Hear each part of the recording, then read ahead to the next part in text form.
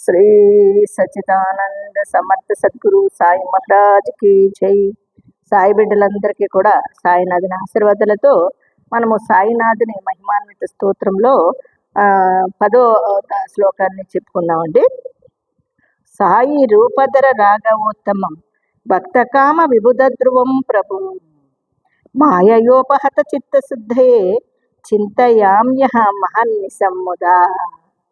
చూడండి, సాయి రూపధర రాఘవోత్తమం, సాయి రూపమును ధరించిన రాఘవోత్తమ. చూడండి, ఈ కలియుగానికి సాయి రాముడుగా సాయి మన రావడము, ఈ కలియుగానికి ఆ రూపంలో సాయి రూపంలో రావడం, రామావతారం నుంచి సాయి అవతారంలోకి వచ్చాడండి ఈ కలియుగానికి. రాఘవోత్తముని భక్త కార్య కల్ప ద్రుమమును. చూసారా, ఆయన రాఘవోత్తముని భక్త కార్య కల్ప ద్రుమమును. మరి మనము సాయిరాముడిగానే కదండి సాయిరామ్ సాయిరామ్ అంటున్నామా లేదా? మరి ఈ కలియుగానికి సాయి రూపంలో ఆ రాముడే వస్తే అసలు మరి కార్యకలాపాలు కూడా చూడండి, మనము కార్యకల్ప ద్రుమములు, కల్ప ద్రుమములు, ఆయన చేసే పనులు అంతండి.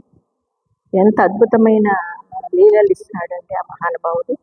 ప్రభువును మాయచే వ్యాకులమైన చిత్తశుద్ధి కొరకు రేయింబవడు ధ్యానించెదను. ఓ దేవా, మనం ఇలాగా అనుకోవాలండి. ఓ ప్రభువా, మాయచే వ్యాకులమైన చిత్త శుద్ధి కొరకు రేయింబవళ్ళు మా కొరకు నువ్వు ఎంత కష్టపడుతున్నావయ్యా. నిన్ను ధ్యానించక ఎవరిని ధ్యానిస్తాం మేము? మన కోసమే కదా సాయినాథుడు నిరంతరము శ్రమిస్తూ మనకి కనబడకుండానే సాయి అంటే ఊరి అంతే. అసలు ఆయన మన కోసము మనము నిరంతరము సాయి సాయి అని పిలుస్తున్నామండి. ఆయన మన ఎన్ని చేస్తున్నాడు, ఆయన ఎంత శ్రమిస్తున్నాడు, అది ఎవరికైనా తెలుస్తుందా? అందుకని నిరంతరము ఆయన్నే ధ్యానిస్తూ, ఆయన్నే స్మరిస్తూ, ఆయనకే నమస్కరించుకుంటూ ఉండాలండి. అది మనం చేయాల్సిన పని. చూసారా ఎంత అద్భుతంగా ఉందో.